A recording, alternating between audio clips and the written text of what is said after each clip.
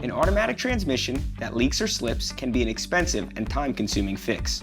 But with K&W TransX automatic transmission stop leak and tune-up, you can fix the problem yourself so you can start driving again. It's guaranteed. An automatic transmission fluid leak may show up as a pink, red, or clear fluid dripping from your automatic transmission housing. It will have an oily feel. K&W TransX fixes leaks, stops slips, prevents premature failure and future leaks, and extends transmission life. It also helps free valves for proper shifting. If your vehicle has over 75,000 miles, choose TransX High Mileage. Before you start, get your tools together and read the entire product label. Locate your transmission dipstick and check the fluid level to be sure there's enough room for TransX.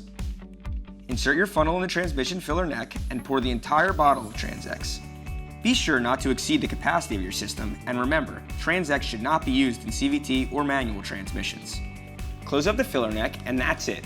You're good to go. Just make sure you monitor the leak and keep topping off with TransX until the leak stops. So stop leaks and start driving with K&W TransX automatic transmission stop leak and tune-up.